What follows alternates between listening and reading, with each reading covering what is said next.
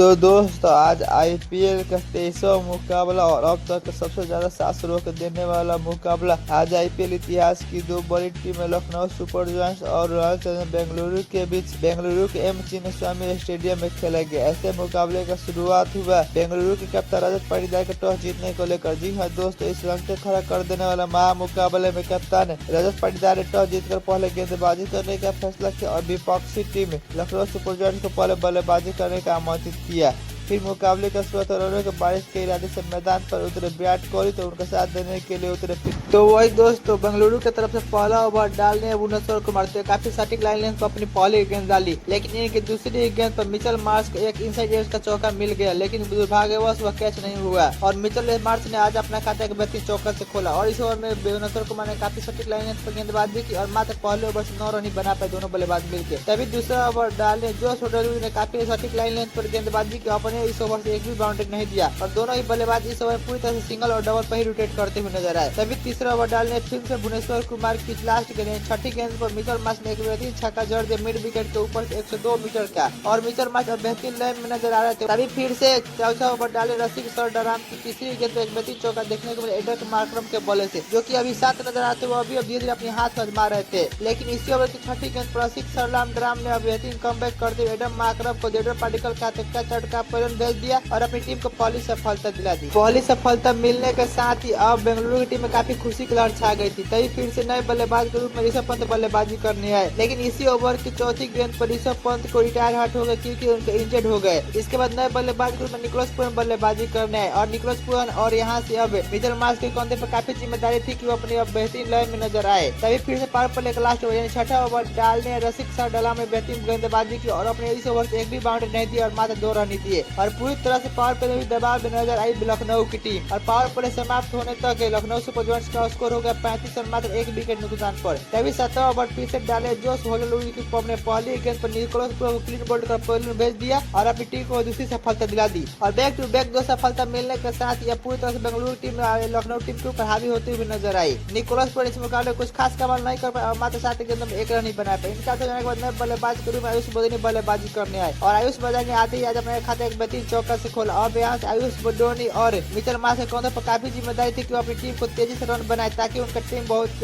अच्छे टोटल तक पहुंच सके। तभी 8वां ओवर डाले कुणाल पांडे की चौथी गेंद पर मिचेल मार्श जो कि अभी तक शानदार नजर आ रहे उन्होंने एक बेहतरीन चौका जड़ दिया स्क्वायर लेग की दिशा में। तो फिर इसी ओवर की छठी गेंद पर मिचेल मार्श ने एक बेहतरीन लॉगर को ऊपर से छक्का जड़ दिया और मिचेल मार्श 20 ओवर से 15 रोज अपने हाथ भी खोलते हुए नजर आए। तभी 9वां ओवर डाले सूरज शर्मा की दूसरी गेंद पर मिचेल मार्श ने एक बेहतरीन चौका जड़ दिया फाइन लेग की दिशा में और मिचेल मार्श पूरी तरह से बेंगलुरु के गेंदबाजों पर हावी होते हुए नजर आए। तभी फिर से 10वां ओवर डालने आए कुणाल पांडे की तीसरी गेंद पर आयुष बदोनी ने भी एक बेहतरीन फाइन लेग के ऊपर से छक्का जड़ दिया और दोनों ही बल्लेबाज अब समझ बूझकर और तेजी से अपनी टीम के लिए रन बना रहे थे। तभी 80 ओवर की 5वीं गेंद पर कमबैक करते हुए कुणाल पांड्या ने मिचेल मार्श को क्लीन बोल्ड कर पोलैंड भेज दिया और अपनी टीम को तीसरी सफलता दिला दी और अपनी टीम को तीसरी सफलता मिलने के साथ बेंगलुरु की टीम पूरी तरह से खुश नजर आ रही थी। मिचेल मार्श इस मुकाबले में बेहतरीन बल्लेबाजी करते हुए 32 गेंदों में 40 रन की शानदार पारी खेले। इनके बाद 9 जाने के बाद नए बल्लेबाज के रूप में अब्दुल समद बल्लेबाजी करने आए और इसी के साथ दोस्तों 10 ओवर की समाप्ति पर लखनऊ सुपर जायंट्स का स्कोर हो गया 71 रन 3 विकेट के नुकसान पर। तभी 11वां ओवर डालने आयुष शर्मा की दूसरी और चौथी गेंद पर 2 बेहतरीन चौका देखने को मिला आयुष बदोनी के बल्ले से और अब यहाँ से आयुष बदोनी के और अब्दुल समद के कंधों पर काफी जिम्मेदारी थी कि वो अपनी टीम को एक बेहतरीन अच्छे टोटल तक पहुंचाया जा सके। तभी फिर से 12वां ओवर डालने कुणाल पांड्या ने अपनी दूसरी गेंद पर अब्दुल समद को रजत पाटीदार के हाथों का चटका पोलैंड भेज दिया और अपनी टीम को चौथी सफलता दिला दी। अब्दुल समद आज इस मुकाबले अपना खाता भी नहीं खोल पाए और अब यहाँ से पूरी तरह से बेंगलुरु टीम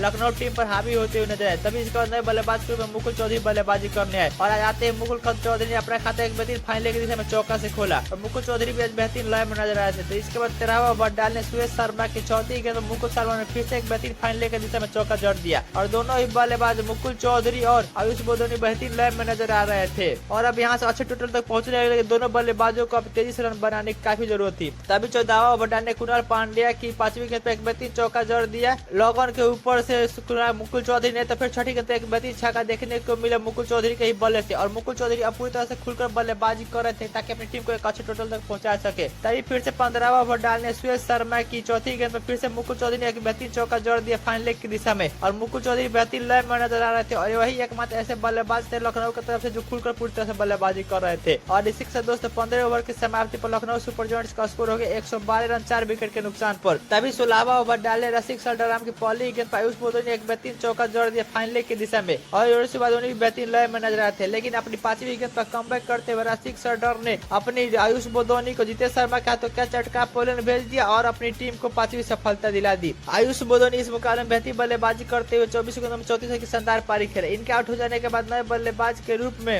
ऋषभ पंत जो कि रिटायर्ड हट हुए थे वो बल्लेबाजी करने आए। तभी 17वां ओवर डालने भुवनेश्वर कुमार ने काफी सटीक लाइन लेंथ पर गेंदबाजी की और इस ओवर में एक भी बाउंड्री नहीं दिए थे अब तक। वही ऋषभ पंत इस ओवर में 12 शॉट खेलने जाते हैं, लेकिन वह उनके बल्ले पहुंचने से करेक्ट नहीं हो पाती है और सीधे फिलिप सॉल्ट के हाथों में चली जाती है। ऋषभ पंत इस मुकाबले में कुछ खास बल्लेबाजी नहीं कर पाते और 6 गेंद खेलकर मात्र एक ही रन बना पाते हैं। इनके आउट हो जाने के बाद नए बल्लेबाज के रूप में गोरके लिंडे बल्लेबाजी करने आते हैं और अब यहाँ से गोरके लिंडे और मुकुल चौधरी के कंधे पर काफी जिम्मेदारी थी, क्योंकि वो अपनी टीम को एक अच्छे फिनिशिंग दे ताकि उनकी टीम एक अच्छे टोटल तक पहुंच जा सके। तभी 18वां ओवर डालने जो 16 लूज की चौथी गेंद में फिर से एक बेहतरीन चौका देखने को मिला गोरिल्लो लिंडा के बल्ले से और यहाँ से गोरिल्लो लिंडा और मुकुल चौधरी बेहतरीन लाइन में नजर आ रहे थे और अपनी टीम को जितना बतौर अंदाज में बल्लेबाजी कर रहे थे। तभी 19वां ओवर डालने भुवनेश्वर कुमार ने अपनी तीसरी गेंद पर गिवान लिंडो को टीम डेविड के हाथों कैच आउट का पोलैंड भेज दिया और अपनी टीम को 6ठी सफलता दिलाई। गोरको लिंडे इस मुकाबले में कुछ खास कमाल नहीं कर पाए और 7 गेंदों में 7 नहीं बना पाए। इनके बाद नए बल्लेबाज के रूप में मोहम्मद शमी बल्लेबाजी करे, लेकिन अगली गेंद पर कमबैक करते भुवनेश्वर कुमार ने मोहम्मद शमी को क्लीन बोल्ड कर पोलैंड भेज दिया और अपनी टीम को 8वीं सफलता दिला दी। मोहम्मद शमी इस मुकाबले में अपना खाता भी नहीं खोल पाए। इनके बाद नए बल्लेबाज के आवेश खान बल्लेबाजी करे। तभी पहले पारी का लास्ट ओवर यानी 20वां ओवर डालने रसिक सरदार की पहली गेंद पर मुकुल चौधरी ने एक बेहतरीन चौका जड़ दिया फाइनल के ऊपर से और मुकुल चौधरी बेहतरीन लय में आए थे। तभी अगली गेंद पर कमबैक करते हुए रसिक सरदार ने मुकुल चौधरी को क्लीन बोल्ड कर पोलैंड भेज दिया और अपनी टीम को 9वीं सफलता दिला दी। मुकुल चौधरी इस मुकाबले में बेहतरीन बल्लेबाजी करते हुए 28 गेंदों में 39 रन की शानदार पारी खेले। इनके आउट हो जाने के बाद नए बल्लेबाज को दिग्गज बल्लेबाजी करने आए, लेकिन फिर से लास्ट गेंद पर कमबैक करते हुए रसिक सलामडर ने आवेश खान को भी क्लीन बोल्ड कर पोलैंड भेज दिया और इसी के साथ दोस्तों आरसीबी की टीम पूरी ने मिलकर लखनऊ सुपर जॉयंट्स को मात्र 146 रन पर ही रोक दिया और यहाँ से अब बेंगलुरु को इस मुकाबले को जीतने के लिए 147 इस रन चेज करने के लिए बेंगलुरु की तरफ से ओपनिंग पारी का स्वागत करने उतरे विराट कोहली और उनका साथ देने के लिए फिलिप सॉल्ट। तो वही दोस्तों लखनऊ सुपर जॉयंट्स की तरफ से पहला ओवर डालने मोहम्मद शमी तो इन्होंने पहली और दूसरी गेंद काफी सटीक लाइन लेंथ पर डाली, लेकिन इनकी तीसरी ही गेंद पर एक बेहतरीन चौका देखने को मिला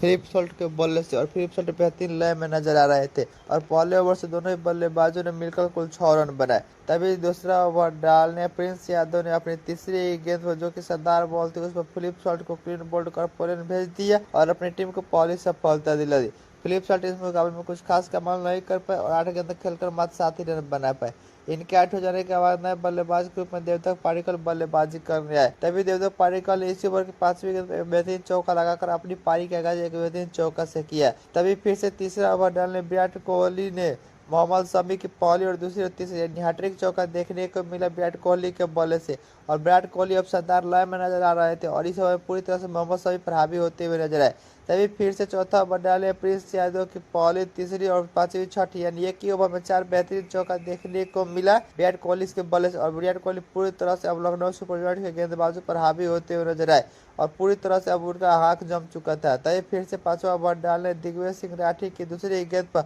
विराट कोहली ने एक बेहतरीन छक्का जड़ दिया मिड विकेट के ऊपर से और विराट कोहली लगातार पूरी तरह से हाथ खोलकर खूंखार बल्लेबाजी कर रहे थे। तभी पावर प्ले का लास्ट ओवर यानी 6ठा ओवर डालने आवेश खान ने काफी सटीक लाइन पर गेंदबाजी की और अपने इस ओवर से एक भी रन बाउंड्री नहीं दी और सिर्फ बल्लेबाज सिंगल डबल रोटेट कर पाए और एक साथ दोस्तों पावर प्ले समाप्त होने तक रॉयल चैलेंजर्स बेंगलुरु का स्कोर हो गया और 60 रन 1 विकेट के नुकसान पर। तभी फिर से 7वां ओवर डालने दिग्विजय राठी ने काफी सटीक लाइन पर गेंदबाजी की और अपने इस ओवर में पूरी तरह से दोनों ही बल्लेबाजों को बांध कर रखा। इसका असर हुआ 8वां ओवर डालने आवेश खान ने अपनी दूसरी गेंद पर जिसे देवदत्त पाडिक्कल बड़ा शॉट खेलने गए, लेकिन वह उनके बल्ले अच्छे से कनेक्ट हो नहीं पाई और सीधा हिम्मत सिंह के हाथों में चली गई। देवदत्त पाडिक्कल इस मुकाबले में कुछ खास कमाल नहीं कर पाए और 11 गेंद खेलकर मात्र 10 ही रन बना पाए। इनके बाद नए बल्लेबाज के रूप में रजत पाटीदार बल्लेबाजी करने आए। तभी 9वां ओवर डालने मोहम्मद शमी की चौथी और 5वीं गेंद पर बैक टू बैक 2 बेहतरीन छक्का देखने को मिला रजत पाटीदार के बल्ले से और रजत पाटीदार ऐसा लग रहा था जैसे आज अंदर से सेट होकर आए हुए थे और अब यहाँ से रजत पाटीदार और विराट कोहली के बीच एक साझेदारी हो चुकी थी।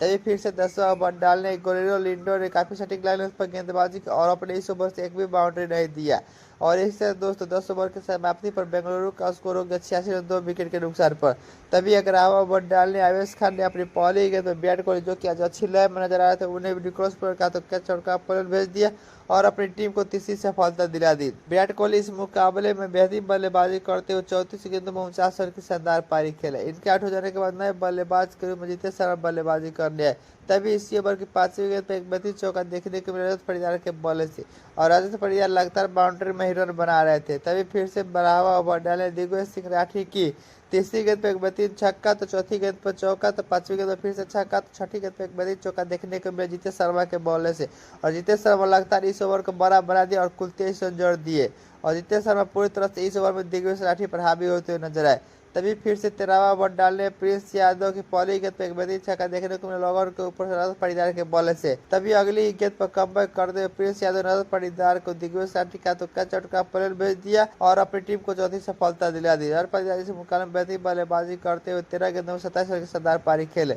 इनके आउट हो जाने के बाद नए बल्लेबाज के टीम डेविड बल्लेबाजी करने आए। तभी इसी ओवर की फिर से चौथी गेंद पर कमबैक करते हुए प्रिंस यादव जीतेश शर्मा को भी मुकुल चौधरी का तो कैच आउट का परेड भेज दिया और अपनी टीम को 5वीं सफलता दिला दी। जीतेश शर्मा इस मुकाबले में बेहतरीन बल्लेबाजी करते हुए 9 गेंदों में 23 रन की शानदार पारी खेले। इनके बाद नए बल्लेबाज के रूप में रोमियो सेपाहाड बल्लेबाजी करने आए और अब क्रीज पर 2 नए बल्लेबाज मौजूद थे, रोमियो सेपाहाड और टीम डेविड, और इन दोनों ही बल्लेबाजों को यह मैच जीतने के लिए एक साझेदारी की जरूरत थी। तभी फिर से 14वां ओवर डाले दिग्विजय राठी की चौथी गेंद पर फिर से एक बेहतरीन छक्का देखने को मिला लॉगर के ऊपर टीम डेविड के बॉलर से और टीम डेविड भी अपना ध्यान दिए खोल रहे थे। तभी इसी ओवर की छठी गेंद में फिर से एक बेहतरीन छक्का देखने को मिला टीम डेविड के ही बल्ले से और अब पूरी तरह से दोनों ही बल्लेबाज हावी हो रहे थे लखनऊ सुपर जायंट्स के बल्लेबाजों के ऊपर। तभी फिर से 15 ओवर डालने आवेश खान की 5वीं गेंद पर रोमियो सेपाहाड ने एक बेहतरीन लॉगर के ऊपर से छक्का जड़ दिया और पूरी तरह से इस मैच पर कब्जा जमा लिया और बेंगलुरु के बल्लेबाजों ने। तभी और इसी के साथ दोस्तों 15 ओवर की समाप्ति पर बेंगलुरु का स्कोर 145 रन 5 विकेट के नुकसान पर